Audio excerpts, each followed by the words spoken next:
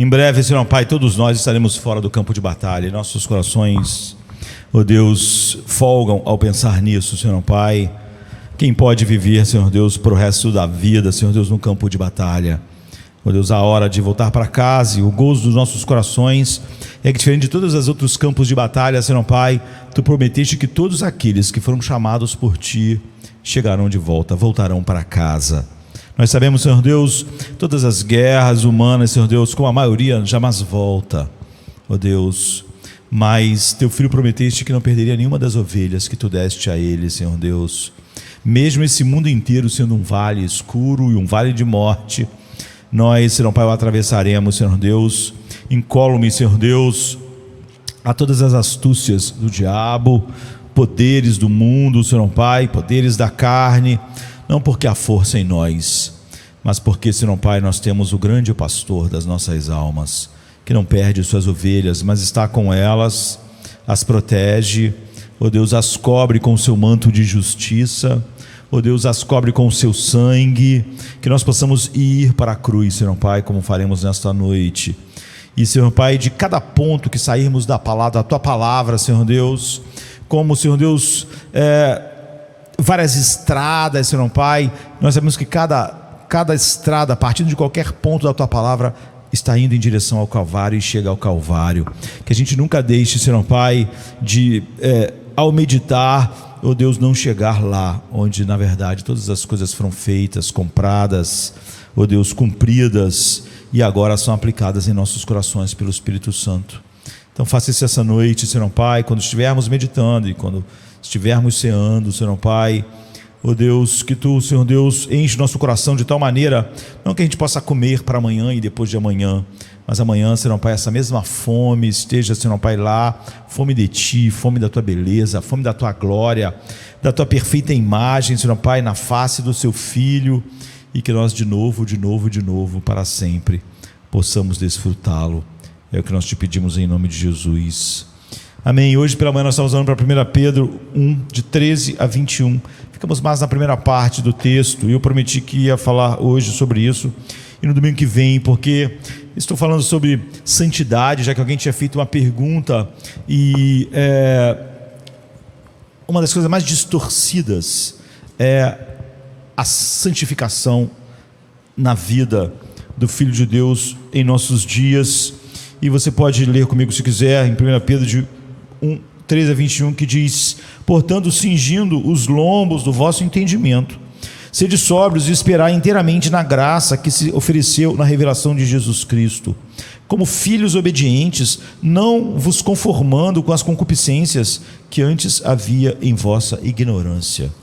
Mas, como é santo aquele que vos chamou, sede vós também santos em toda a vossa maneira de viver. Foi até aqui que a gente foi, né? Porquanto está escrito: sede santos porque eu sou santo.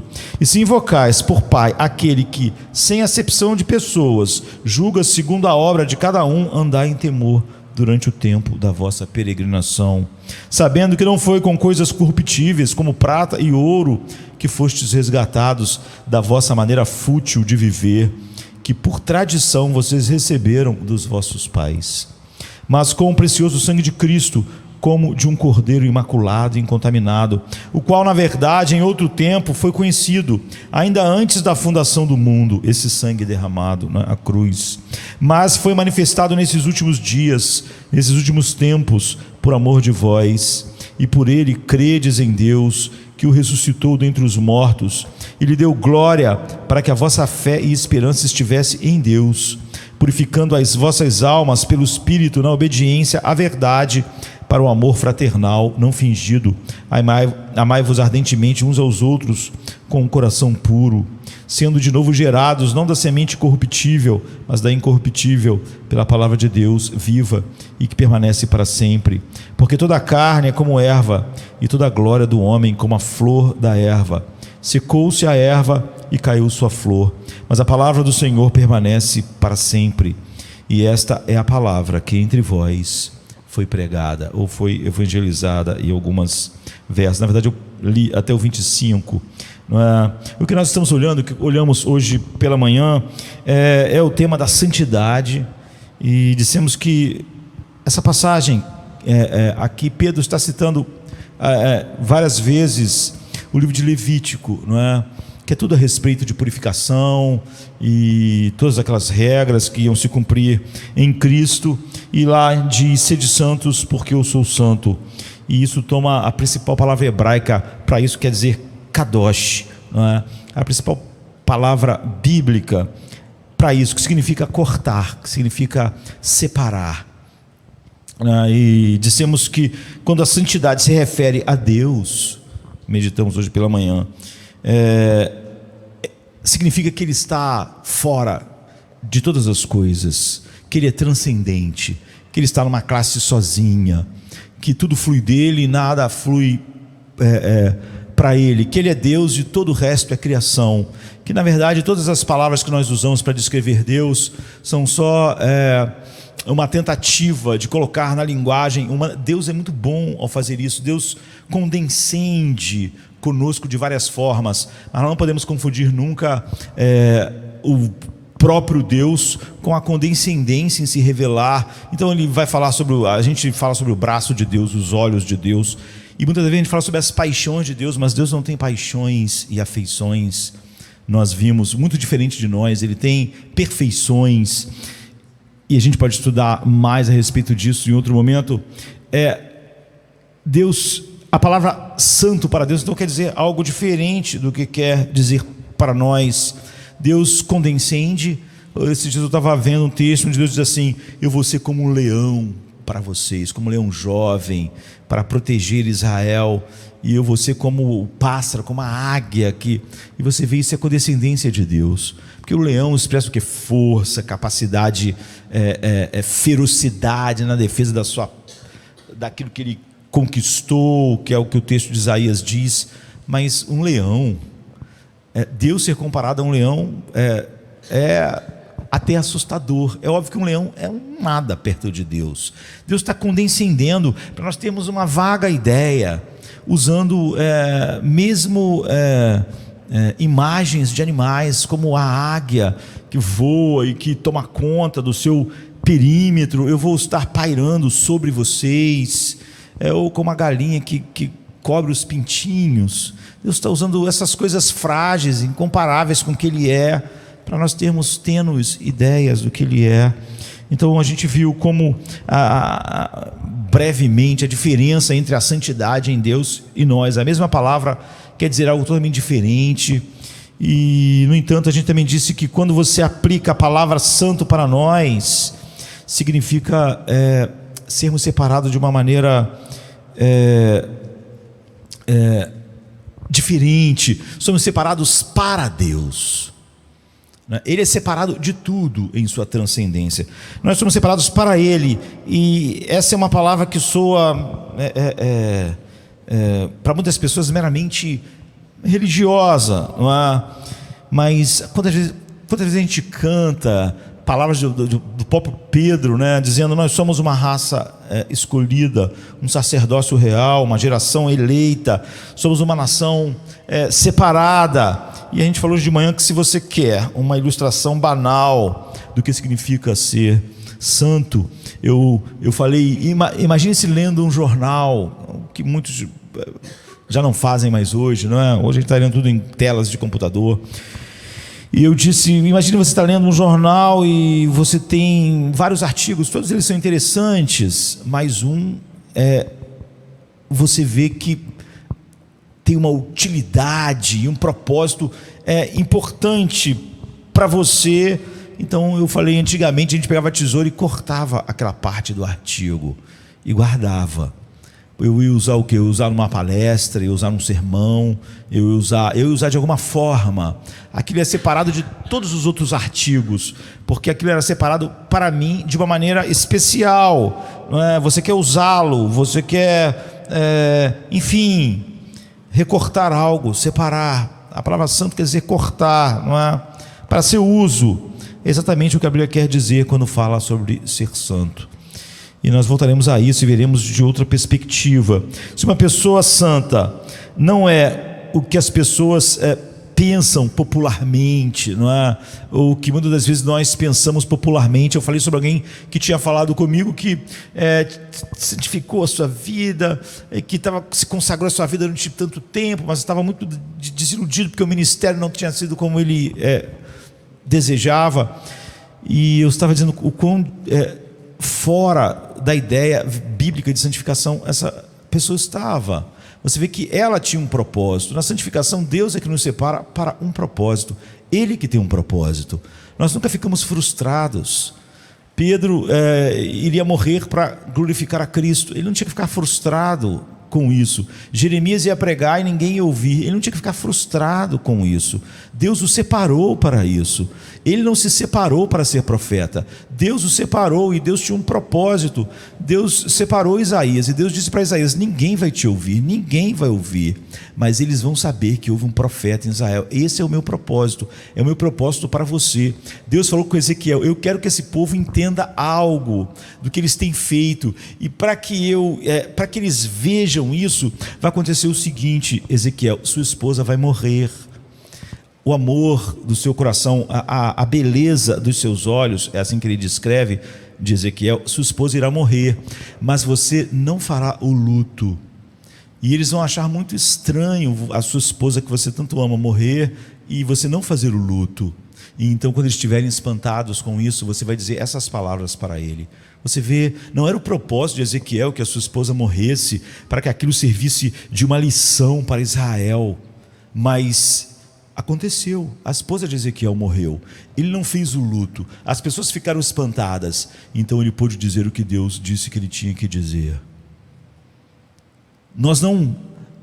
A santificação, então, nós estávamos dizendo, não tem nada a ver com meus propósitos, com o que eu quero fazer. Aí eu crio várias regras e delimito quanto tempo eu oro e busco isso porque eu quero algo. Santificação, Deus me separa para algo. É impossível a santificação, você falar sobre santificação e desânimo e decepção, porque era Deus que tinha um propósito, não você, não é? E muitas pessoas, então, essa palavra, para muitas pessoas, ela tem significados distantes da Bíblia, e quase sempre nós criamos várias coisas e depois medimos com outras pessoas e começamos a pensar se temos vivido uma vida de santidade ou não, ou a gente pensa que é meramente aspecto moral. É óbvio que não é? Mas você vê que Deus é santo, não é só porque Ele é totalmente separado de todas as coisas. Nós usamos a palavra santo para nos referir mais santo do que o outro, mais santo do que tu, com medições que não fluem das descrições bíblicas de santidade. Então, muitas das vezes as pessoas pensam que a santidade é um conjunto de regras que você mantém, e quanto mais você consegue manter aquele conjunto de regras, mais santo você é. Mas isso afasta a gente da realidade. E a santidade, a gente viu então que primeiro começa com a mente, cingindo os lombos do vosso entendimento. Foi nisso que nós nos debruçamos. Agora nós vamos continuar olhando para a mente e adicionando a vida, adicionando o coração, para em outro dia nós adicionarmos à mente e ao coração a volição, a vontade, e então depois expandirmos isso. Isso é uma coisa chocante quando a gente diz a santidade é uma atitude de coração em que você olha para Deus e diz: usa-me, usa-me. Nós vimos, eu citei Jim Elliot,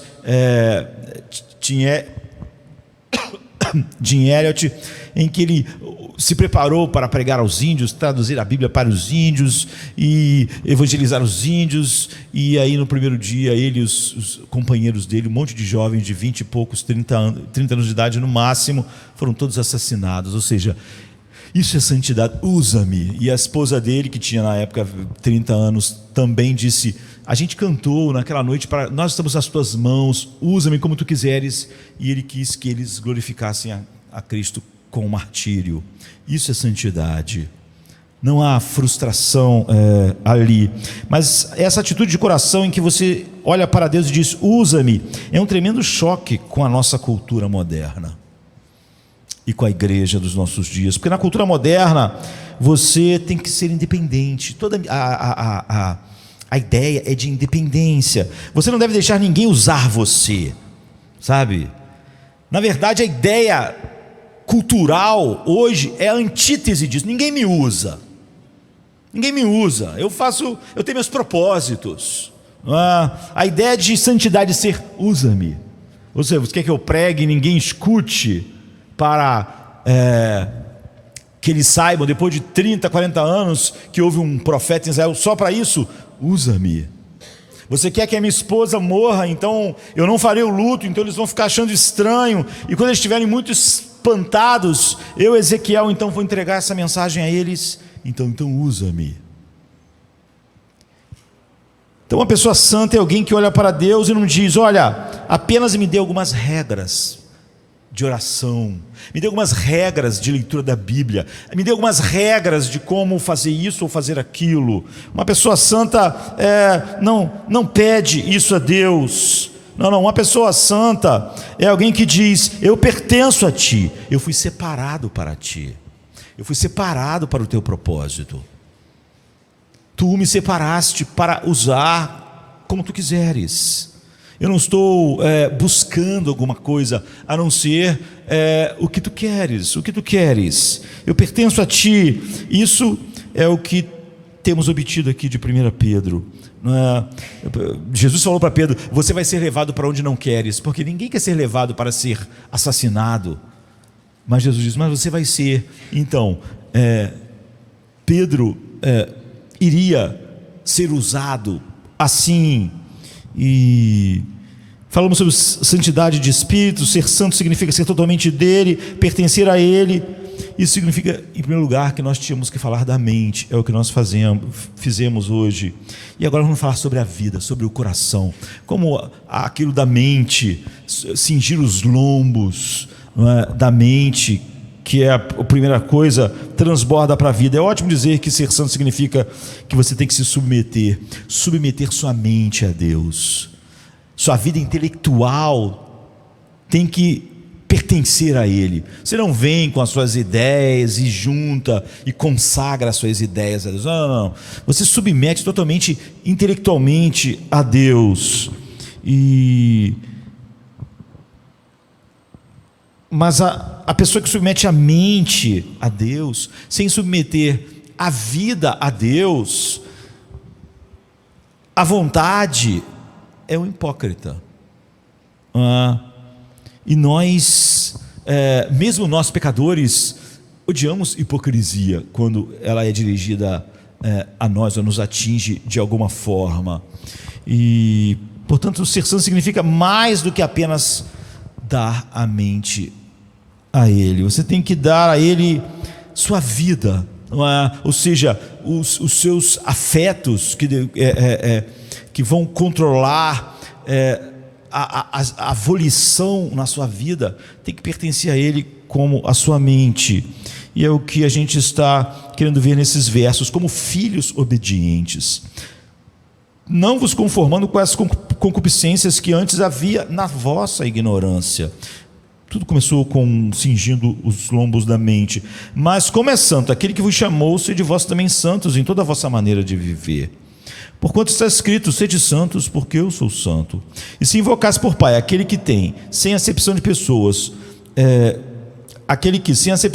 julga segundo a obra de cada um, andai em temor durante o tempo da vossa peregrinação, sabendo que não foi com coisas corruptíveis, com prata e ouro, que fostes resgatados da vossa maneira fútil de viver, que por tradição vocês receberam dos seus pais, receberam de outros, mas com o precioso sangue de Cristo, como de um cordeiro imaculado e incontaminado. 14 ao 19, né? Então, em primeiro lugar, uma vida sem Deus é ignorante, mas uma vida de santidade integra pensamento e coração, pensamento e vida. A palavra santidade em português vem da ideia de integralidade.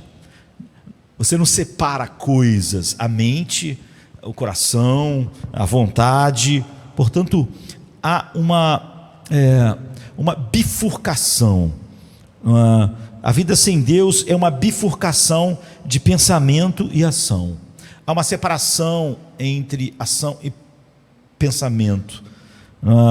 Mas uma vida santa significa uma integração coerente do pensamento com a vida, da mente com a vida, da mente com as afeições. Então a gente quer começar aqui a explicar isso. A maioria das pessoas que não acredita em Deus como Ele se revela, ou no Evangelho de maneira plena, pensa ou que não acredita de forma nenhuma, como tantos, pensa que não acredita porque não pensou muito. Nós vimos parte disso hoje. Eles dizem: existem cristãos mais fervorosos, ou então existem cristãos mais radicais, isso é ótimo para algumas pessoas, eles são muito religiosos, O meu problema é que eu sou um pensador, e eu acho que as pessoas mais racionais, pessoas são menos religiosas, a palavra que é usada comumente. Pessoas religiosas são pessoas que abandonaram um pouco a sua racionalidade e desistiram de pensar muito. Eles abandonaram e descartaram a capacidade do pensamento, da razão, da consideração, de um pensamento livre. Então eles meio que pularam emocionalmente em algo que eles chamam de fé. Eles apenas dão um salto de fé. E as pessoas dizem: o problema para os cristãos e para os religiosos é que eles não pensam. Mas eu não posso acreditar, porque eu sou um pensador. Eu penso, eu uso mais a faculdade de pensar. E nesse texto aqui, em toda a Bíblia, nos é dito que, na verdade, é exatamente o oposto. O que acontece é exatamente o contrário. Você vê o que diz no versículo 14, diz assim: como filhos obedientes, não se conformem aos maus desejos que vocês tinham quando viviam na ignorância. Não diz quando vocês viviam pensando muito, eram muito racionais. Não se conforme com os maus desejos que vocês tinham quando viviam na ignorância. Então, uma vida sem Deus é uma vida sem pensamentos. Eu vou tentar mostrar isso de maneira breve. Alguns que ouvem ou que vêm aqui há tanto tempo ouviram argumento em cima de argumentos racionais sobre no que acreditamos da verdade, na verdade de Deus, e por que acreditamos. Como sabemos que o cristianismo é verdadeiro, como sabemos que ele pode ser a base para a vida, como sabemos que todo pensamento que flui do mero materialismo humanista é um monte de contradições, não tem uma base final para as coisas que diz, nem para os valores que supostamente defendem. E essa coisa que não pensa muito faz as pessoas se sentirem bem, e por alguma razão, quando você chama as pessoas a pensarem mais, elas não gostam, E aqui está alguém dizendo que você é religioso porque não pensa como eu penso, e o que acontece é o oposto. Pense assim de maneira bem simples, Se alguém no final do culto, quando acaba o culto hoje, alguém chegar para você e disser assim: olha, eu queria que você passasse a tarde inteira comigo amanhã. Eu precisava que você passasse a tarde inteira comigo amanhã, e provavelmente você diria: para quê? Por quê? Qual é o propósito? Articule para mim o propósito desse encontro e passar a tarde inteira. A pessoa diz: bem, eu não tenho certeza, mas eu gostaria de encontrar você. Não sei para quê, não sei nenhum propósito. Você provavelmente, como uma pessoa ocupada, como todos nós costumamos ser, você diz: bem, uma tarde inteira, a menos que você possa articular um propósito, a menos que você possa me dizer do que se trata, será uma perda de tempo. Eu não posso passar uma tarde inteira sem propósito nenhum, fazendo nada. Isso é apenas lógico. Mesmo algumas horas do seu dia, você quer que ele tenha um propósito, um porquê. Eu não vou fazer algo que não tenha qualquer propósito. Então, se a gente mudasse a pergunta sobre passar a tarde amanhã, qual é o propósito da sua vida? Se nenhuma tarde pode ser vivida sem propósito, sem que a gente perceba que está perdendo o tempo, não é? Então, qual é o propósito da sua vida? A pessoa pode dizer, bem, eu estou trabalhando, eu tenho uma carreira, eu estou focado nisso, certo? Ótimo, você tem uma carreira. Para que serve a sua carreira? O que realmente você espera realizar com a sua carreira? Qual é o sentido da sua vida? Que diferença fará você ter vivido aqui no mundo alguns anos? As pessoas não gostam de perguntas assim. Essas pessoas que gostam de pensar, elas não gostam de que você pergunte isso, não. Elas realmente não gostam disso. E se nós continuarmos pressionando, olha, você não passaria uma tarde comigo sem nenhum propósito.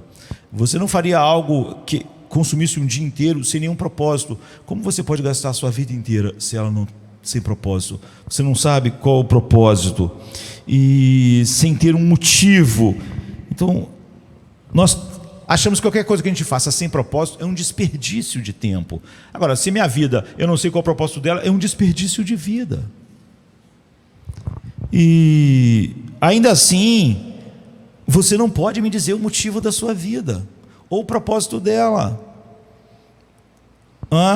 Você não pode me dizer sobre o que é a sua vida, o que ela qual o propósito que ela está realizando, por que ela existe, para que ela existe, para que serve isso, qual o propósito, qual o significado. As pessoas não querem pensar sobre isso.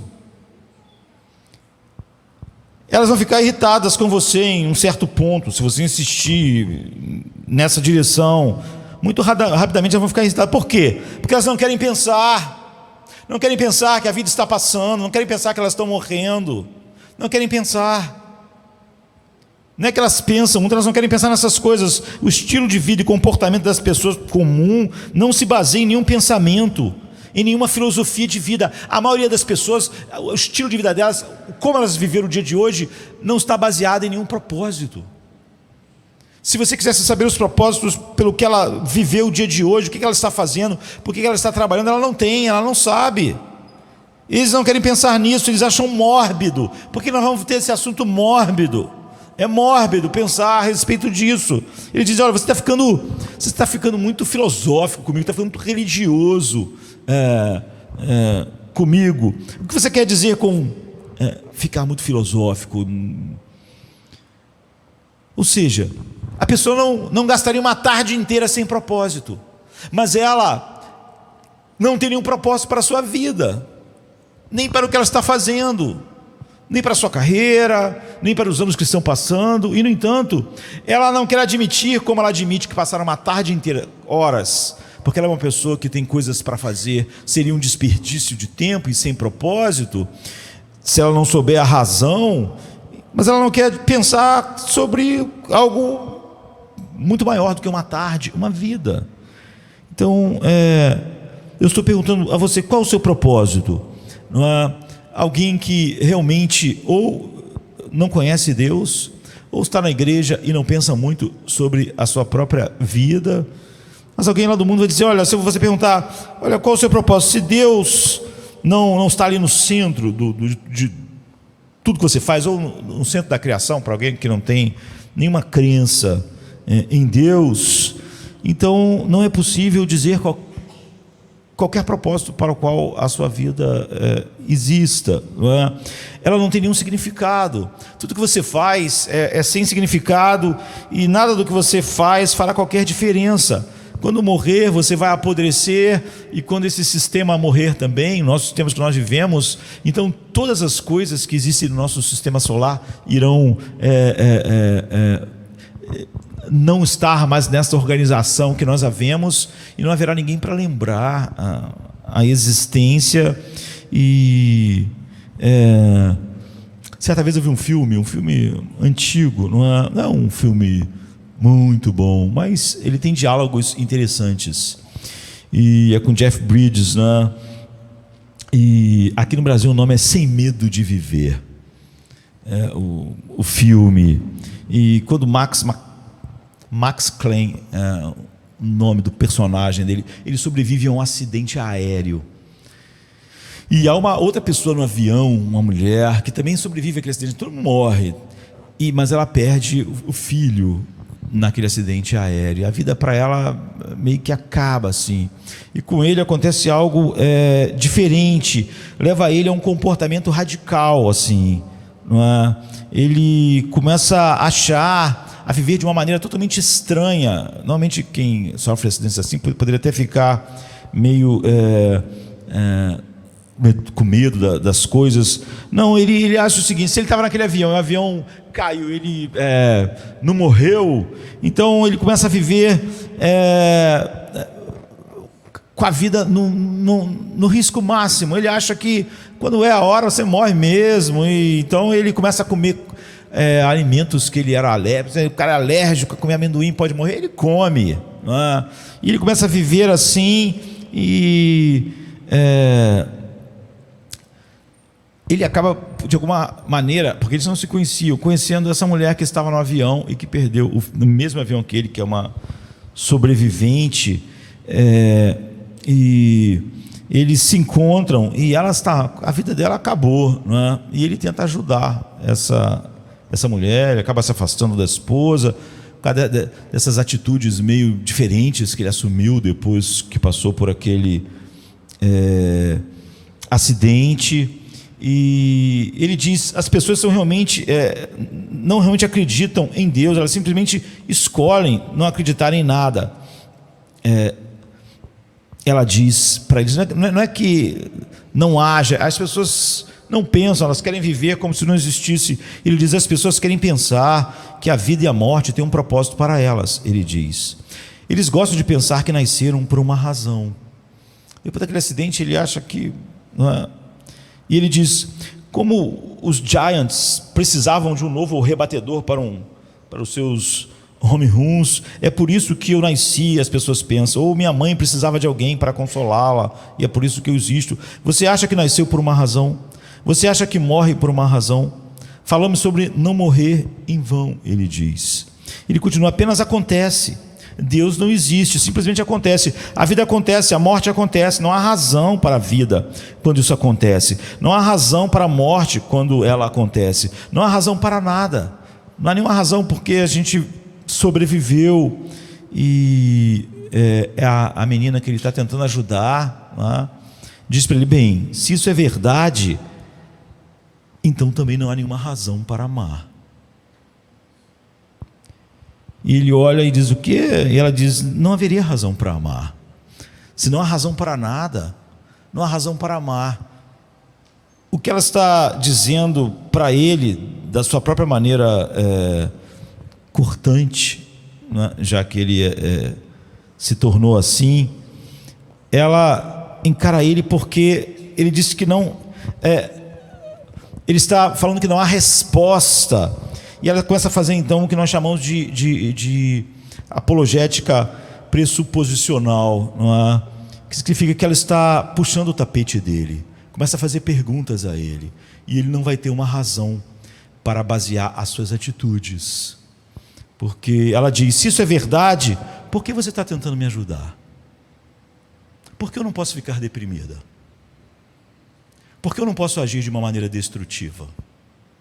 Por que eu não posso acabar com a minha vida? Por que você está passando esse tempo todo tentando me ajudar, dizendo que eu tenho que me levantar? Se a vida não faz nenhum sentido, não tem nenhum propósito, que diferença faz? Que base você tem para dizer que se preocupa comigo? E ele vai ficando sem respostas. A ideia era que ele era um sobrevivente de um acidente de avião e ela era uma sobrevivente de um acidente de avião, e eles estavam tendo problemas para se ajustar à vida depois daquele acidente, como consequência do acidente. E ele estava lá achando que ela estava muito no buraco, que aquilo podia acabar mal, né? Ajudar. E ela disse: a única maneira de ajudar a si mesmo, ele estava dizendo para ela, é livrar-se da ideia de Deus. Era o que ele estava tentando fazer. Livre-se disso, essa é a razão pela qual vocês vivem cheios de culpa e vergonha. Livre-se disso, estou aqui para ajudar você. Ela disse, olha, se Deus não existe, eu tenho que me livrar da ideia de Deus, por que você deveria me ajudar? Porque isso é bom? Por que isso é bom? Por que você não deveria simplesmente me matar aqui agora? Me estuprar? Arrancar meus olhos? Que diferença faz? Qualquer coisa que você faça. Uma pessoa típica hoje diz o quê? Racismo é errado. Por que é errado? A ciência diz que é errado. Quando você olha o mundo animal, a ciência descreve o mundo animal, é errado. A ciência diz que é errado. O materialismo, o humanismo materialista filosófico tem alguma base para dizer que é errado? É o que ela está fazendo com ele no filme, né? O filme acho que é de 94. Agora, qual é a base para a distinção? A pessoa diz, todo mundo sabe que o racismo é errado. Quando você pergunta a alguém assim, por que o racismo é errado? A pessoa diz, todo mundo sabe que é errado. Você diz, bem, houve países onde certas raças mataram as outras, eles não achavam errado. E não acho que deveremos, se isso que você está dizendo é verdade, determinar o que é certo por voto popular. Não é? Nada pode ser determinado porque muitas pessoas acham isso. Se não há nenhuma base, eu podia mesmo sozinho ter uma base diferente para a minha própria vida. Não, a pessoa diz, na verdade acredito que todo mundo tem que decidir por conta própria, não há absolutos morais, todos nós temos que determinar por nós mesmos o que é certo e errado. Você pergunta, se você quer dizer que não há nada que esteja sempre errado, em todas as circunstâncias, para todos os povos, para todas as pessoas, para todas as culturas, então a tortura não é errada para a pessoa que está torturando. Ela começa a fazer perguntas. Eu acho engraçado, porque o filme não está, o propósito do filme não é o mesmo meu aqui essa noite, e a pessoa diz, não, a tortura é sempre errada porque você está atingindo outros seres humanos. Você pode fazer tudo contanto que não fira outro ser humano. Mas quem disse isso? Quem disse que eu posso fazer qualquer coisa a não ser que não fira? Quem criou essa regra? Quem estabeleceu isso? Que eu posso fazer qualquer coisa na minha vida contanto que não atinge o outro? Que regra é essa? De onde ela veio? Quem inventou isso? Não é? A tortura é sempre errada porque você vai mexer com outros seres humanos. Por que não? Por que eu não posso mexer com outros seres humanos se é o que eu quero? Com base em que você determinou que as pessoas não são realmente valiosas mais do que as pedras, no humanismo secular, no materialismo filosófico, né? Você não tem nenhuma base para dizer que as pessoas são mais valiosas que as pedras, que os sapos. A pessoa, você vê, vai ficar brava com você. Ela diz que pensa muito, mas ela não pensa muito. Como acontece no filme. Se você estiver testando isso com pessoas, você vai ver que sempre elas vão ficar bravas.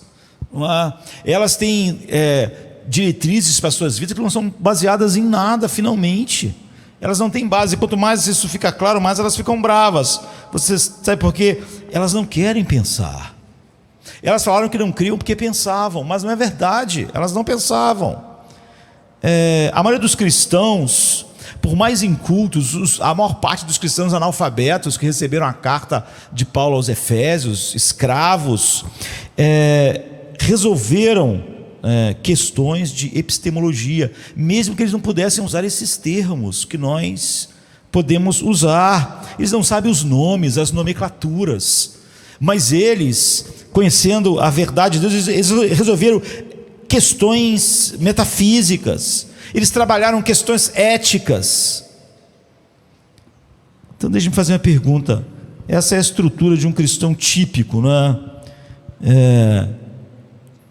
Falando a respeito, misturando aquilo que supostamente diz crer na Bíblia com boa parte do que o humanismo secular ateu, materialista diz. porque ele não pensa muito, e ele pode mencionar muitas coisas, mas é um cristão que muitas perguntas deixarão ele sem resposta também, confuso também, e a pessoa simplesmente não pensa muito, tanto quanto não pensa muito o mundo. Por isso é muito mais fácil, todas aquelas coisas que Pedro está dizendo, que vocês faziam no tempo da ignorância, continuarem reinando. Você não pode simplesmente dizer, bem, simplesmente nós sabemos. Isso é como o argumento fútil e vazio do mundo, que diz ter valores que ele claramente roubou do arcabouço cristão, para dizer que a vida humana tem valor, para dizer que fazer afirmações. Ele roubou de algo que ele nega, porque ele mesmo não tem bases para aquilo. Já nós, então você vê que eles vivem uma bifurcação, eles vão viver uma vida, a mente está num lugar, a vida está em outro, o que justifica grande parte das coisas que eles estão dizendo, não é nenhum pensamento profundo. A vida está sendo guiada por concupiscências, por paixões, e o pensamento fica escravo disso. Amigos, a vida sem Deus é uma vida sem pensamentos. É por isso que talvez a coisa que mais encha as pessoas hoje em dia é entretenimento. É aquilo que você simplesmente simplesmente faz você não pensar muito. Pensar demais deixaria as pessoas. O mundo já é deprimido sem pensar muito. O mundo já é deprimido exatamente por esse vazio por trás de significado. Não é? Imagina se ele pense mais. Então, a vida sem Deus é uma vida sem pensamentos, é uma vida santa. Ela significa uma vida que integra como você vive com o que está na sua mente. Não há uma bifurcação, não há uma separação, não há um lugar que a sua vida não tem justificativas na sua mente, que você simplesmente vai dizer, é assim porque é assim. Não é? Você pode dizer os porquês, e ao mesmo tempo a santificação toca a vida, mas sem criar uma bifurcação entre a sua vida e a sua mente. Você sabe por que está fazendo as coisas que está fazendo. Você sabe por que a vida humana é preciosa. Você sabe por quê. Você não pode dizer só e depois dizer, não, eu só sei, eu só sinto, contrariando todas as teses que você diz sobre as quais a sua vida estava baseada. Existe então uma integração, não é uma vida de ignorância, é o contrário, é uma integração entre o coração e a mente e o coração. É fácil você ficar com uma parte disso, ter a mente e não ter o coração, mas isso é hipocrisia. Por exemplo, um bom exemplo disso, hoje alguém escreveu assim, lá na internet, embaixo de um sermão, olha, o que se pode dizer, pode-se dizer em 30 minutos. Porque a pessoa estava dizendo o seguinte, um sermão deve ter no máximo 30 minutos, porque tudo que você pode dizer e as pessoas aprenderem, pode ser dito em 30 minutos. É óbvio que essa pessoa pode até ter um interesse em algumas coisas a respeito de Deus, mas é óbvio que ela não considera o culto uma adoração.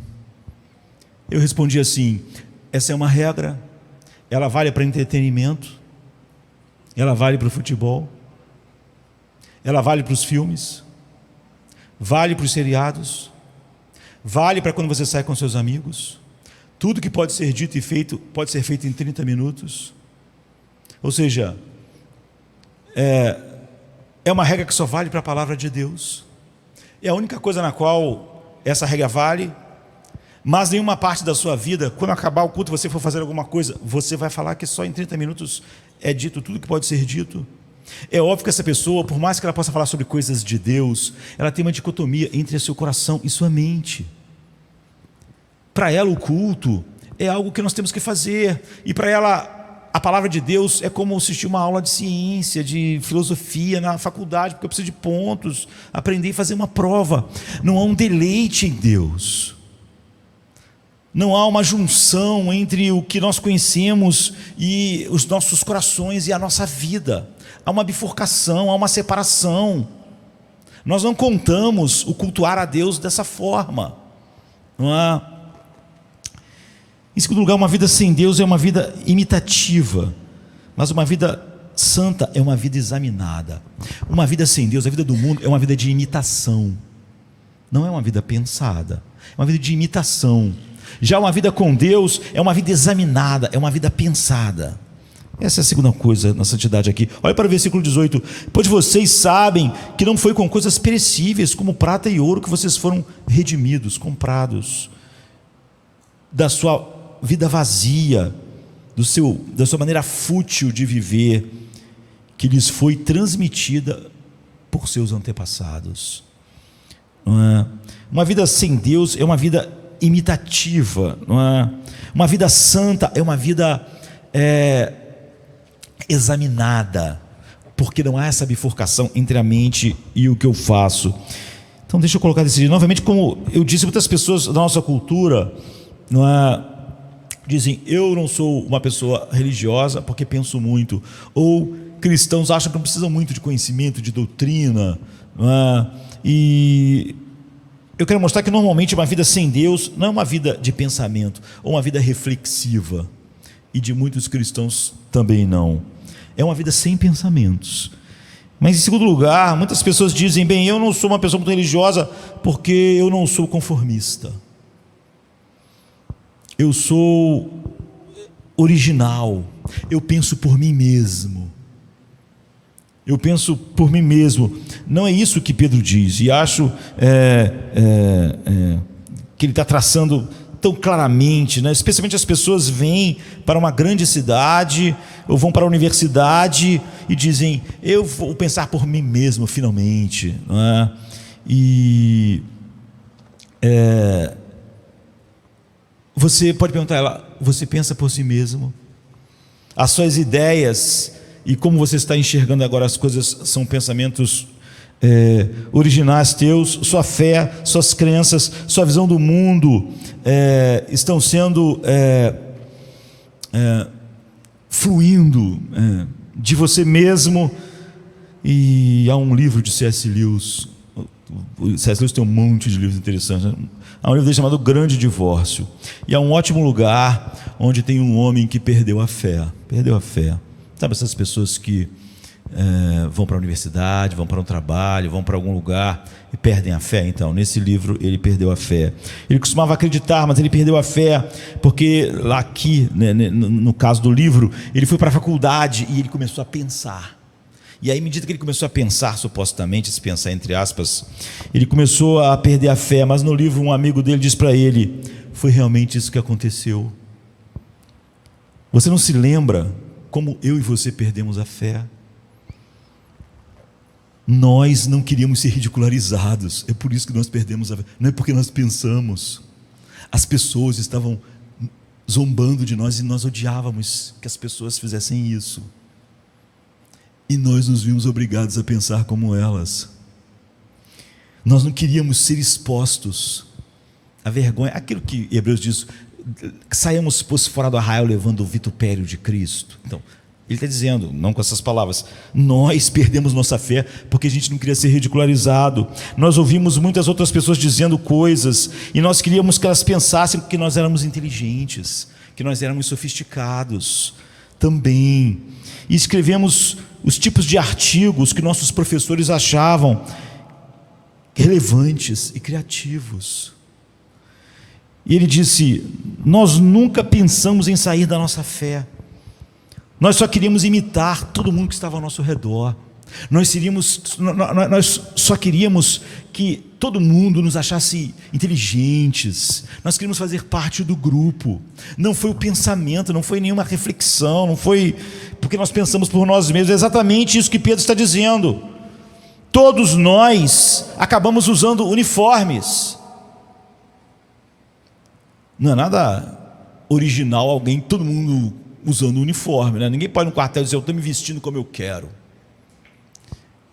Se você disser: eu sou uma pessoa sofisticada, eu abandonei os valores mais atrasados, e agora nessa grande cidade ou nessa universidade, a única maneira de deixar as pessoas saberem disso é se você tiver que se vestir de uma certa maneira, não é? Mas o ponto aqui há uniformes aqui. Você vê uma juventude enorme dizendo que pensa por si mesma, elas pensam igual a todo mundo da universidade dela. Ela pensa igual aos professores dela. Ela simplesmente não queria ficar numa posição difícil, sozinho, talvez não na maioria, ridicularizado, não sendo parte dessa grande cultura que a pessoa quer fazer parte. É por isso que igrejas se desviam, não é porque pensou muito, leu muito a Bíblia, encontrou uma verdade, um tesouro, é porque quer se conformar, não quer ficar sem ser relevante. É por isso, lá no livro, um amigo diz para o outro amigo também tinha abandonado a fé, e diz: vamos ser sinceros, não foi por isso, foi que a gente queria que as garotas não nos deixassem de lado, que o professor não nos achasse burros, que as pessoas achassem que nós somos pessoas interessantes. Foi por isso que nós mudamos e abandonamos as coisas, e acreditamos em coisas opostas, abraçamos coisas opostas. A imitação aqui, é isso que Pedro está dizendo: sabendo que não foi com coisas corruptíveis como prata e ouro que vocês foram resgatados da vossa maneira fútil de viver, que vocês receberam. Essa maneira fútil não era simplesmente uma inspiração de vocês, receberam dos seus antepassados, dos seus pais, receberam. É uma vida imitativa. Como é uma vida fútil, é uma vida que imita os outros para tentar ser aceito, para tentar todas essas coisas da futilidade. O que significa ser uma pessoa santa, no entanto, é totalmente diferente do que isso, não é? Nada nos é simplesmente transmitido porque nós queremos nos sentir assim, nos sentir assado. A Bíblia diz que ser uma pessoa santa significa que agora Jesus é a sua autoridade. E a palavra de Deus é a sua autoridade. Não importa se você diz: olha, eu sou italiano e todos os italianos são assim. Você é cristão. Não importa você dizer: olha, o problema, meu pai e minha mãe me criaram e eles eram pessoas assim. A questão é essa: você é cristão. Eu fui levado a muitos desvios na vida e eu tenho muita dificuldade de largar essas coisas porque aconteceu isso. Você é cristão. Paulo diz assim para quem vivia de roubo e se converteu: quem roubava, não roube mais. Nunca faça um gabinete de 2 horas porque você gosta de roubar. Tentando contar as raízes que te levam ao roubo e essa necessidade de roubar. Troque isso para qualquer outro assunto. Aquele que roubava, não roube mais. Você é cristão. Você foi separado por Deus. Você faz parte da geração eleita. Ele te separou. Ele tem então a sua mente. Ele tem a sua vida, o seu coração. Sabe, você nunca pode dizer: olha, meu problema em acreditar, em me submeter, é porque eu fui para a universidade tal e eu aprendi tal coisa. Isso é mentira. Você é cristão. Você é uma nova criatura. Jesus é a sua única autoridade. Está em conformidade com o seu mestre. A sua vontade é o seu eu, é o que define você. Você não precisa da aprovação das pessoas no mundo, na faculdade, na cultura, para ter uma identidade. Bem, você não pode dizer: a gente aqui os cariocas sempre agiram dessa forma. Isso é ridículo. A questão não é se você é cita, bárbaro, grego, romano. Você é cristão. Você nasceu de novo.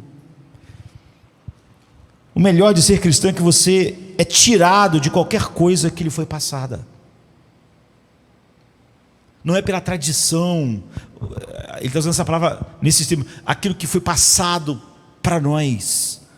Você diz: bem, é assim que eu sou, é assim que meus pais eram, é assim que era a minha família, é assim que meus pares na universidade são, é assim que meus professores na universidade pensam, é assim que são os livros que eu leio. Eu leio sites e esses sites são assim, eu frequento essas festas e todo mundo é assim que somos. A vida de um cristão é uma vida examinada, ela não é uma vida imitativa. Cada pedacinho dela é examinada, cada parte dela é examinado. Como resultado, eu posso ver todas as diferenças. Quando você vai para uma cultura, toda cultura tem os seus hábitos. Você pode achar que no Brasil as pessoas são expansivas demais, tocam no outro, uma outra cultura não. Mas é óbvio que as pessoas daquela cultura vão perceber pouco essas nuances de quem não é daquela cultura percebe rapidamente. Uma vida santa é uma vida examinada. Ela automaticamente percebe todas as coisas que não estão de acordo com o padrão da vida dela, que é Cristo. Da mesma maneira que eu perceberia facilmente, sendo de uma cultura diferente, algo que é meio estranho à minha cultura. Não precisava ficar estudando várias horas para perceber a diferença. Eu simplesmente percebo. Eu simplesmente converso com pessoa no Brasil, de qualquer lugar, e você sabe, essa pessoa é do Sul, é do Norte, é do Centro-Oeste, é de Minas, é de São Paulo, ela é gaúcha. Você não precisa ficar pensando, você ouve. A vida sem Deus deveria ser sofisticada, mas na verdade é uma vida irrefletida, é uma vida de imitação. No Grande Divórcio, C.S. Lewis mostra que ele era um professor universitário, ele era genial em várias áreas, não é? Não. Lá no livro, aqueles jovens deixaram de crer no que criam porque eles queriam ser aceitos, porque queriam ser vistos como legais, porque queriam que seus artigos fossem publicados, porque queriam que os professores impulsionassem eles. É por isso, não foi por nenhum pensamento profundo. É por isso que você vai hoje para o meio universitário, por exemplo, e todo mundo diz que está pensando originalmente, mas todo mundo pensa igual. Repete os mesmos chavões, as mesmas frases. Repete palavras que não sabe o significado. Não há nada de original, não há nada de pensamento reflexivo. A vida sem Deus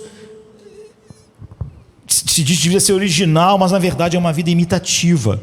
E para a gente encerrar, uma vida sem Deus é uma vida de escravidão sem autoridade, enquanto uma vida santa é uma vida de liberdade sob autoridade. E parece contraditório, eu sei que sou estranho. Se você está sob autoridade, você não deveria ser livre, não é? A ideia, mas olha atentamente para o versículo: como filhos obedientes, não vos conformando com as concupiscências que antes havia em vossa ignorância. 1 Pedro 1,14. Agora, infelizmente, esse é um daqueles lugares onde a tradução do texto não é apenas fraca, mas ela se torna um pouco enganosa. Não é? A palavra conformar é uma palavra que significa ser moldado. Não é? E a tradução das palavras aqui, que nessa versão que eu li é concupiscência ou desejos maus, na verdade é eptímia. E a tradução não é boa, nem para concupiscência, nem para desejos maus, porque não é isso que a palavra quer dizer. A tradução é ruim, porque a palavra eptímia significa desejo desordenado. Não significa concupiscência, ou não significa desejos maus. A palavra significa desejos desordenados, o que muda tudo, porque Pedro está dizendo assim: como filhos obedientes, não vos conformando com as concupiscências, ou com desejos maus, que antes havia em vossa ignorância. Na verdade, como eu estou dizendo, a palavra quer dizer desejos desordenados, e não concupiscências ou desejos maus. Pense então numa hierarquia de necessidades, não é? Abraham Maslow, né, com a sua pirâmide lá, falando sobre essa hierarquia de necessidades. A necessidade mais básica são comer e beber. Alguém num campo de concentração está tentando sobreviver, ele quer ter comida e beber. Alguém no deserto quer comer e beber, ele não está pensando em férias, as necessidades básicas, não é? Comer e beber. Então, depois que isso você comer e beber já não é mais um problema, sustento, essas coisas, então você precisa de relaxamento e recreação. A outra necessidade é sexualidade. Então você pode começar a se mover para outras, para necessidades mais complexas. Você precisa ser amado, e você precisa sentir que realiza coisas. Você precisa de ver o seu significado no mundo. Essas são todas necessidades. Cada uma dessas necessidades são legítimas. não é? Todas foram criadas por Deus. Deus inventou a comida e a bebida, e Ele acha maravilhoso, não é? A comida e a bebida faz parte daquilo que Deus diz muito bom, muito bom. E Deus inventou o descanso, não é? Ele inventou o sono para nós, inventou também no 7º dia descansarás. Isso é o que diz Gênesis. E Deus criou o sexo e viu que tudo isso era muito bom. E Deus inventou nossas necessidades sociais: amar e ser amado, não é? Aprovação. E Deus nos deu o desejo de trabalhar e realizar algo, não é? Deus nos deu algo para fazer que tenha significado, e tudo isso é bom. Mas Pedro diz que uma vida sem Deus não é uma vida de desejos. Aqui nesse texto é fútil, não é uma vida de desejos, como está, desejos maus ou concupiscências. Ele usou a palavra, como eu disse, essa é uma má tradução, e faz a gente não entender o quanto a gente deve perceber o que a santidade é quando sai da mente para a vida, para o coração. Dá a impressão de que ele está falando sobre pessoas que fazem coisas pecaminosas, não é? Nós somos livres da nossa da fútil maneira de viver, e livres de que por imitação estávamos presos simplesmente a coisas pecaminosas. Mas não é disso que ele está falando. Ele diz: vocês eram moldados por desejos desordenados. E porque é importante ele não ter usado realmente, como a tradução diz, concupiscências ou desejos maus. Vocês costumavam ser moldados, formados, costumavam ser totalmente controlados por desejos, mesmo os bons, que estavam desordenados. É isso que a palavra significa. Estavam fora de ordem. E é muito importante para você essas coisas. Nós conversamos sobre isso hoje de manhã. Thomas Oden, né, que lecionava na Universidade de Drill, e tem um livro fascinante que expõe alguns princípios sobre isso. Ele diz: todo mundo tem que viver por alguma coisa. Ele já morreu, né, em 16, agora há pouco tempo, né, em 2016. Ele diz: todo mundo tem que viver por alguma coisa. Lembre-se que a gente disse que antes que as pessoas não querem pensar pelo que elas estão vivendo, mas elas estão sem pensar, vivendo por alguma coisa. É inexorável.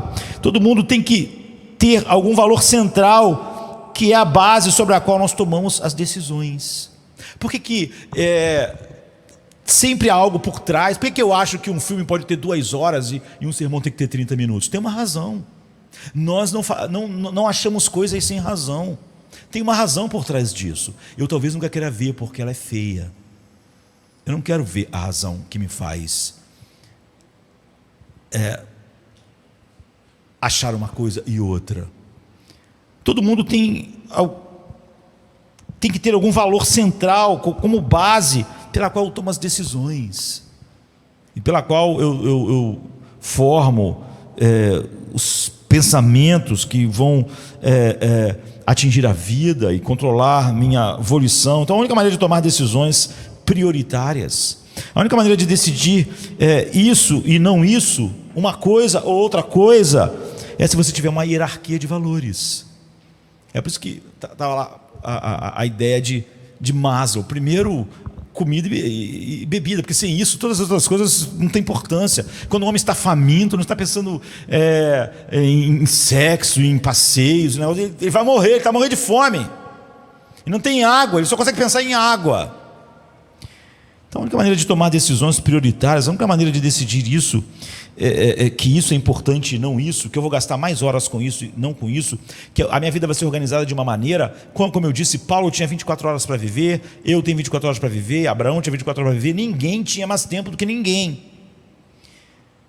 A única maneira de você então fazer isso é você ter uma hierarquia de valores. Então existe algo que é o seu valor final, sua razão final de viver. Pode ser a atratividade, pode ser a aprovação das pessoas. É isso que faz as pessoas Por que aquele rapaz no grande divórcio de C.S. Lewis estavam dizendo, o outro dizendo para o outro, não foi por isso que nós mudamos, não foi por isso que nós paramos de crer, foi porque a gente queria ser aceito, a gente não queria ser ridicularizado. Então, eles viviam pela aprovação das pessoas, não pelo pensamento, não pela reflexão verdadeira. Pode ser poder, pode ser qualquer coisa, mas todo mundo vive. Todo mundo que vive tem que ter algo pelo qual você organiza as suas prioridades. Normalmente, quando algo toma esse lugar, você nunca acha que é muito gastar dinheiro com aquilo. Se a pessoa vive pela beleza, não importa, se ela tivesse mais dinheiro, ela gastava mais. Ela vai gastar tempo, dinheiro, ela nunca vai achar que aquilo é excessivo ou absurdo. Thomas Oden diz, esse valor central é aquele algo sem o qual você não pode receber a alegria da vida. Se você não tem isso, a sua vida, o que acontece? Se você não tem aquela coisa, você vai continuar vivendo, mas sua vida desmorona. Você fica num buraco. Você vai ficar deprimido, não é? Você pode fazer de Deus seu valor central, que é um centro infinito, ele diz. Ou você pode colocar algo finito no caminho, algo finito no centro. E quando isso acontece, na medida em que o eu na medida que eu centro a minha vida em algo finito, ele diz que acontece três coisas. Com o meu passado eu tenho culpa, com o meu presente, com o futuro eu tenho ansiedade. Eu me relaciono com o passado, presente e futuro dessa forma. Com o meu passado, culpa, com o meu futuro, ansiedade. Por exemplo, meu relacionamento com o futuro, ele vai ser como? Ele vai ser, olha, será que, como eu tenho um valor finito dentro de mim, aquilo está morrendo, aquilo está passando, aquilo está ficando velho, aquilo está se desgastando, não importa o que seja, está. E é óbvio que eu tenho ansiedade, não é? A minha ansiedade sempre fala que algo finito ocupou aquele lugar central. E a ansiedade torna-se neuroticamente intensificada na medida em que eu idolatrei valores finitos que propriamente deveriam ter sido considerados como eles são, bem ordenados. É isso que Pedro está dizendo, ocupar o lugar que eles deviam ocupar, como Deus criou para eles ocuparem, não é? Mas por causa desses valores desordenados, eu estava numa maneira fútil de viver, e é disso que eu fui liberto. E Oden diz, se pelo que eu estou vivendo é o dinheiro, ou são meus filhos, ou é o partido tal ou tal, sempre eu vou estar sentindo ansiedade, porque esses valores finitos não podem durar. Portanto, sempre eu vou sentir a ameaça de que eles de alguma maneira estão partindo. Ele diz, por outro lado, meu relacionamento com o passado será de culpa. A culpa torna-se neuroticamente intensificada na medida em que eu idolatrei valores finitos que propriamente deveriam ter sido considerados limitados. Por quê? Porque você decidiu, a única maneira pela qual eu sei que poderei me olhar no espelho, andar com a cabeça erguida, pode ser outra ideia, é por causa desse valor. E eu vou conseguir isso, então eu serei admirado, serei amado, serei aceito. O que quer que você decida para se sentir assim, quando você falhar, essas coisas não vão te perdoar. Eles são deuses que não perdoam. Então você vai estar para baixo, não é? Quando olha para o passado, você vai sentir culpa. Agora minha vida é assim porque eu não consegui aquelas coisas lá. Então o que Oden está dizendo? Eu tenho culpa na minha vida na medida em que eu idolatro valores finitos. E eu tenho ansiedade na minha vida na medida em que eu idolatro valores finitos. É disso que Pedro está falando. Não era de concupiscência, não era de pensamentos maus, não era de coisas mais. Era de ter as coisas desordenadas, não é? Fora do seu lugar. O que ele está dizendo é que a vida sem Deus significa necessariamente que eu sou movido por desejos desordenados. Ter filhos é maravilhoso, mas essa coisa tem que estar ordenada. O pensamento sobre isso tem que estar ordenado, tem que estar no lugar certo, não é? Quando Deus tira algo de nós, Ele não só emprestou a nós as coisas, cada pessoa que a gente ama, cada coisa, Ele não pode tirar, Ele está errado quando tira. bons desejos por coisas boas que agora me enchem de ansiedade e me enchem de culpa. Eu posso estar cheio de ansiedade só por coisas boas, a minha família, a minha carreira, o sustento da minha casa. Você vê, não são concupiscências, não são desejos maus, são desordenados. Não é interessante? Uma vida sem Deus deveria ser sofisticada, mas ela é irrefletida. Mas uma vida sem Deus deveria ser original, mas ela na verdade não é original, como a gente viu, ela é imitativa. E uma vida sem Deus deveria ser livre, mas ela é uma vida de escravidão, culpa, ansiedade, medo. No entanto, uma vida santa é diferente, é uma vida de coerência entre pensamento e vida. É uma vida de exames. Eu, quando sinto a culpa ou a ansiedade por colocar coisas, eu examino aquilo, eu vejo por que isso está sendo assim.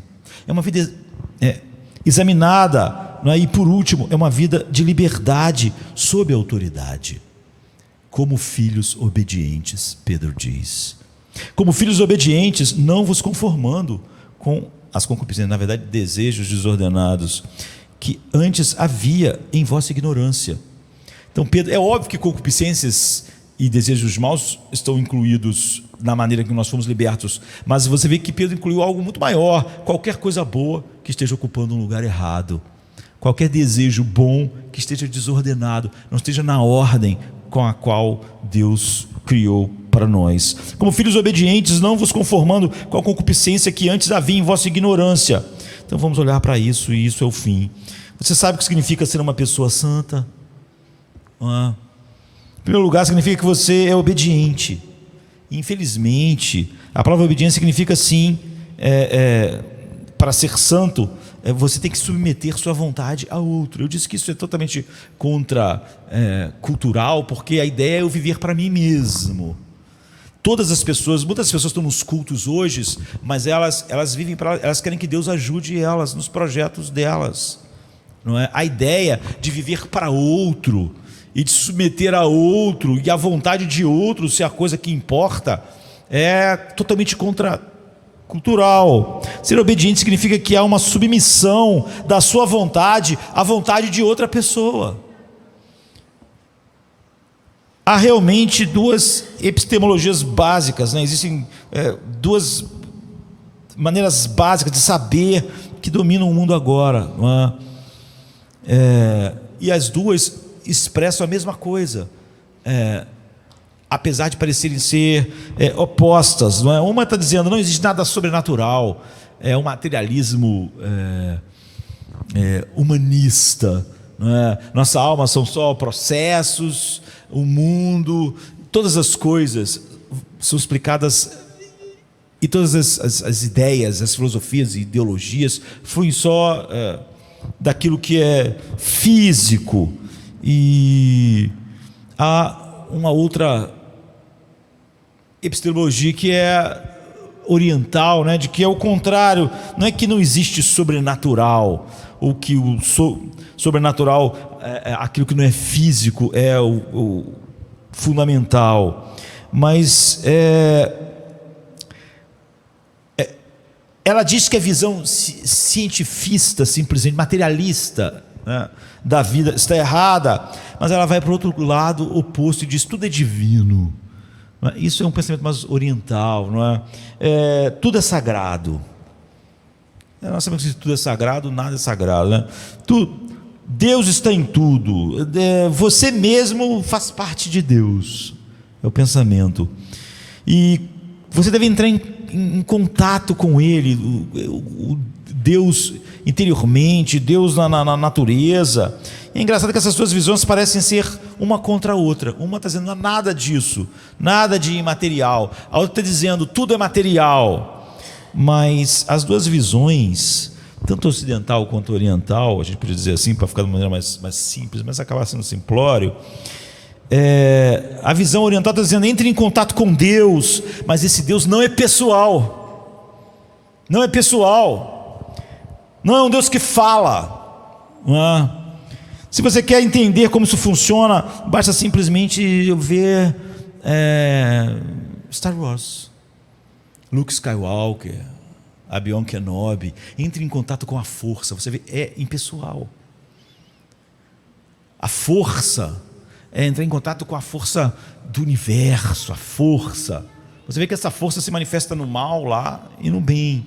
É impessoal, não diz como você deve ser. O que o Obi-Wan Kenobi, o Luke Skywalker estão dizendo, e o que o materialismo humanista está dizendo, é a mesma coisa. Você não tem que obedecer a ninguém. Essa espiritualidade, ela é impessoal. Você vai sentir, entrar em contato com você, você vai fazer o que quiser. E no outro também. Uma vida santa é uma vida obediente. Bem, aqui o cristianismo está colidindo fortemente com as duas visões de mundo dominante hoje, não é? O que significa ser santo? Significa dizer, usa-me.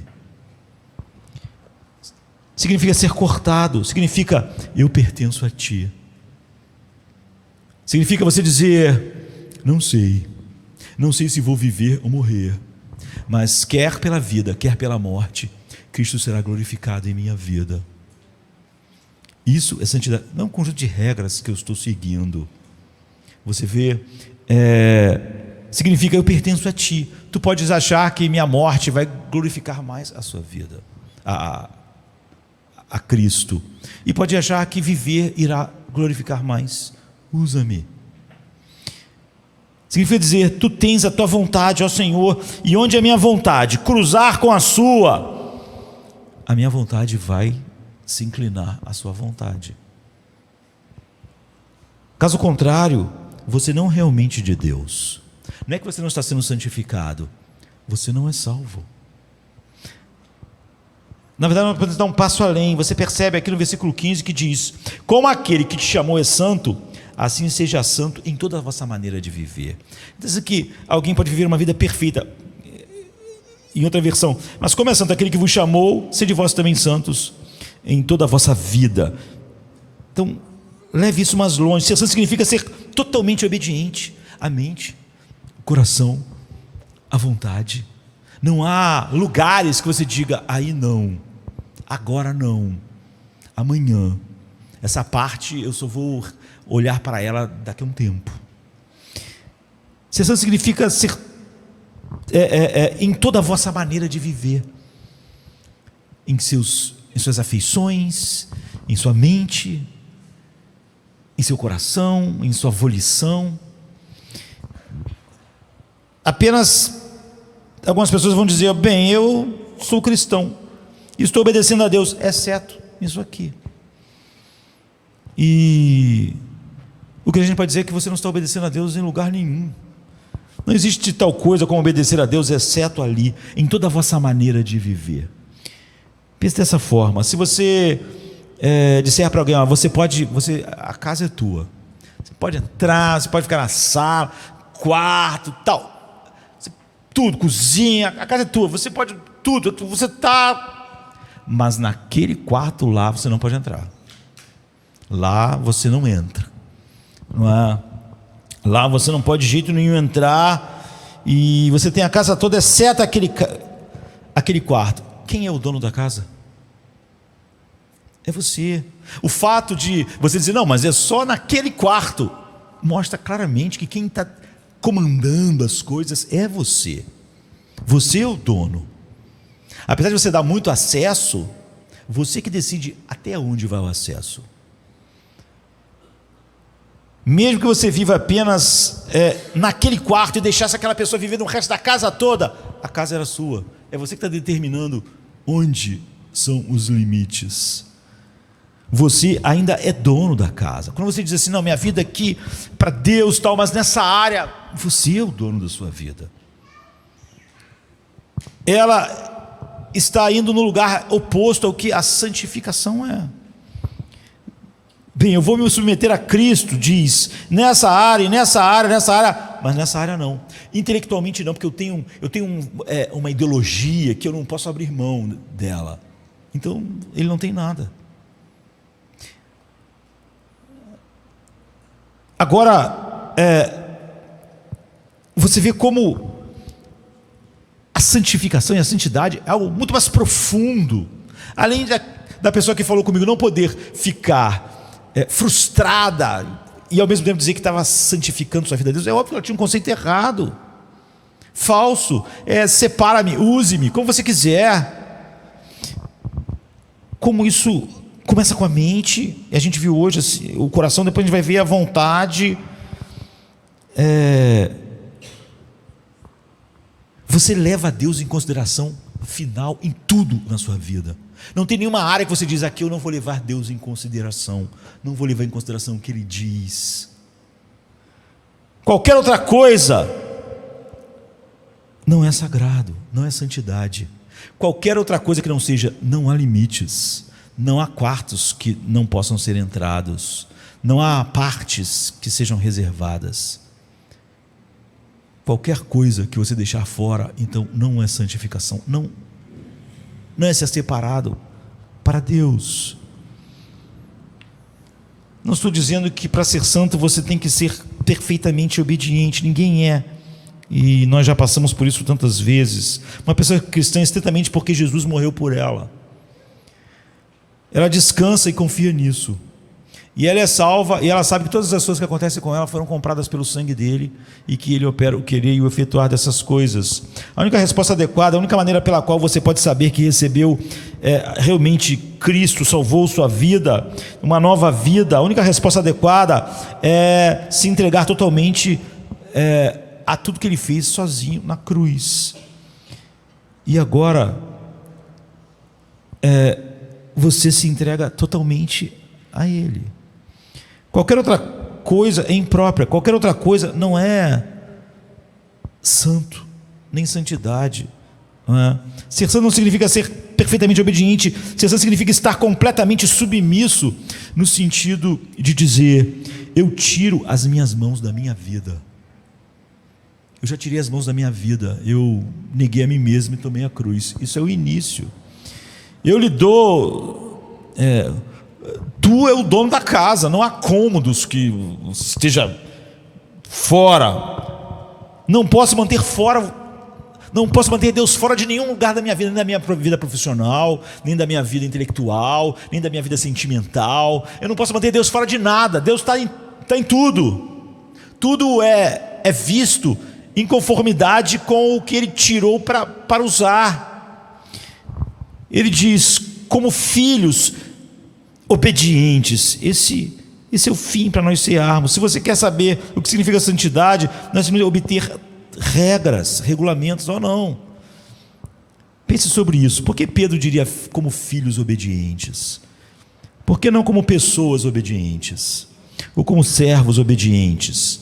Porque ele quis usar aqui exatamente filhos obedientes para pessoas que estão numa fornalha. Porque um filho, a obediência de um filho é diferente da obediência de um servo, de um escravo, de um empregado. Um filho não pode obedecer seu pai para ser seu filho. Um filho não pode obedecer seu pai para ser parte da família. A menos que tenha havido algo que aconteceu antes, você seja gerado ou adotado, você não é filho. Você só pode obedecer como filho se algo foi feito antes, como resultado de algo ter sido feito, e não você ter iniciado qualquer coisa. Você não pode obedecer seus pais a menos que seus pais tenham tido você, tenham gerado você. Você não pode obedecer seus pais a menos que eles tenham adotado você. Ou tem que haver uma ação biológica ou uma ação legal para você ser filho dele, para você poder começar a obedecer como filho. E isso tem que acontecer antes. É óbvio de eu começar a obedecer. Eu não obedeço para me tornar um filho do... Quando eu obedeço como filho, eu não obedeço para me tornar filho. Eu fui gerado por ele, uma atitude biológica ou uma atitude legal. Eu fui adotado. Não é a razão pela qual você é filho. Você não é filho porque obedeceu, não é? Não pode ser a razão. O fato de teus pais terem você é a razão da sua obediência. A única obediência que é santidade, que faz parte do processo de santificação, é a obediência por causa do que Deus fez, e não querendo ser ou alcançar alguma coisa. Eu obedeço a Deus como filho amado, e não para ser. eu só posso obedecer como filho se eu já sou filho antes de obedecer. Um escravo morre de medo, um servo, um empregado diz: é melhor eu me sair bem. Eu quero a minha recompensa, meu salário no final do mês. Ou eu temo castigo, ou eu temo perder o emprego. O filho não, ele obedece como um filho amado. Ele é amado e é filho. E do fato de ser amado e ser filho é que brota a sua obediência. Então, por que você deseja ser obediente? Você deve perguntar, para você saber se isso é santificação ou não. Porque qual é a única razão que eu tenho para ser obediente? Pedro diz: porque vocês sabem que não foram com coisas perecíveis como prata e ouro que vocês foram redimidos, mas com o precioso sangue de Cristo, um cordeiro sem defeito, sem mácula. Portanto, como filhos obedientes. Se você quiser chegar ao cerne do que significa viver uma vida obediente, uma vida santa, como filho, ser totalmente de Deus e pertencer totalmente a Ele, não ter nenhuma área da vida que seja fora, como a tua visão tem que fluir disso, como filhos obedientes, não vos conformando com os desejos desordenados que antes havia em vossa ignorância, mas como é santo aquele que vos chamou, sede vós também santos em toda a vossa maneira de viver. Eu contei há pouco tempo aqui de um filme que eu já vi várias vezes, já na Bíblia. É um filme de 74, não é? O filme conta os 22 primeiros capítulos do livro de Gênesis, não é?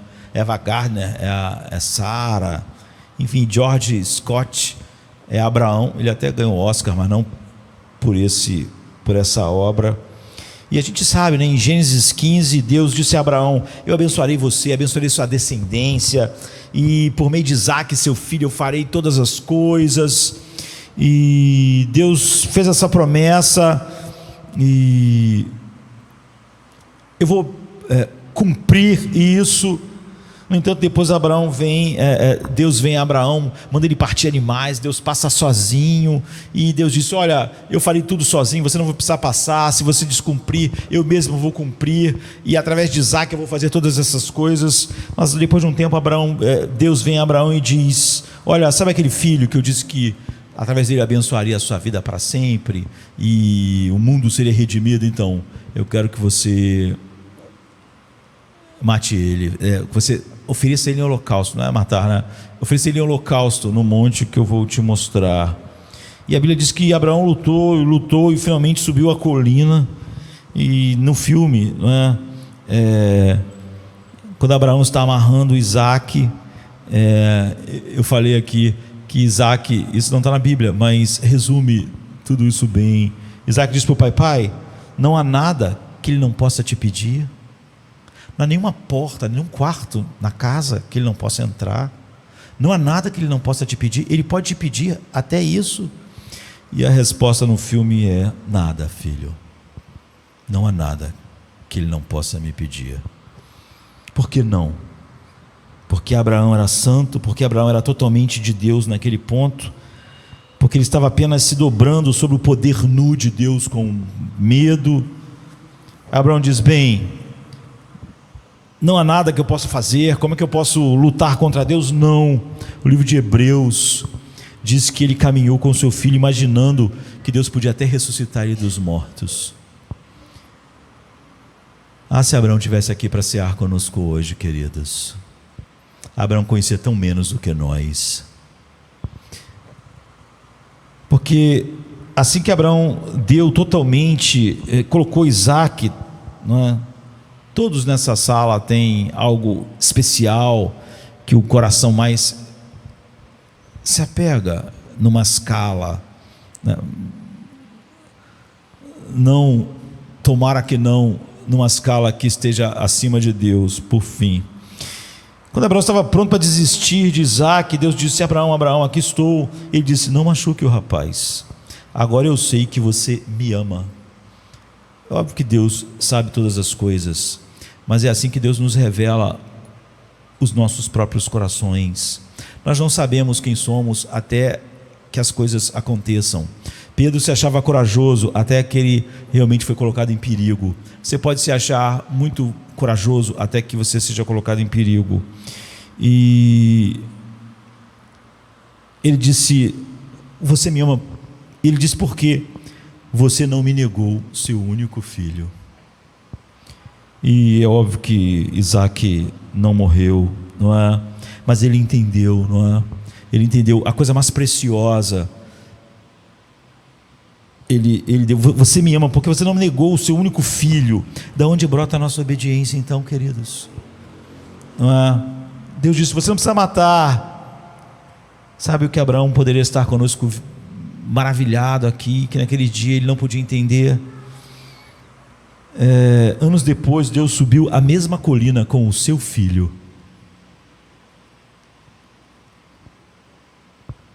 E ele deu o seu filho. Como você pode... Como a nossa obediência fluiria de outra coisa a não ser como filhos amados? Aqui que disse Abraão: você não negou o seu próprio filho. Ele não nos negou o seu filho, mas ele foi até o fim, né? Não houve nenhuma voz na última hora. Então, se Abraão estivesse aqui agora, ele oraria para Deus e diria: agora eu sei porque Isaac pôde ser poupado. Porque tu não poupaste o teu próprio filho. Pedro está dizendo: como filhos amados, sede obediente em toda a vossa maneira. A verdadeira santificação é para filhos amados, não é para quem obedeça querendo algo. Filhos não estão esperando o salário, não estão fazendo coisas para serem filhos. Eles já são filhos por algo que outro fez. Ele nos deu o seu filho como filhos obedientes, pois vocês sabem que foram redimidos. Essa é a nossa razão, a nossa única razão da obediência. Não é algo que nós queremos fazer, porque vocês sabem que foram redimidos não com coisas perecíveis como prata e ouro, mas redimidos com o precioso sangue de Jesus. Isso é o que cria a motivação da santificação verdadeira. Nós nunca estamos decepcionados. Nós temos uma vida examinada. Nós somos livres e obedientes. Nossos corações são encantados. A vida ímpia não é sofisticada, ela é impensada. Não é original, ela é imitativa. Não é grátis, é escravidão. Seu serviço, o nosso serviço é a liberdade perfeita. Conhecereis a verdade e ela vos libertará. Essa é a motivação. Como filhos amados, nossos desejos são ordenados, não é? Nós nos voltamos para Deus em toda a nossa maneira de viver. Não há nenhum quarto fechado que Ele não pode entrar. A minha mente pertence a Ele, os meus afetos, minha volição, minhas afeições. Deus realmente em Cristo é tudo em todos os que Ele salvou. Vamos ficar de pé. Essa é a base da santificação.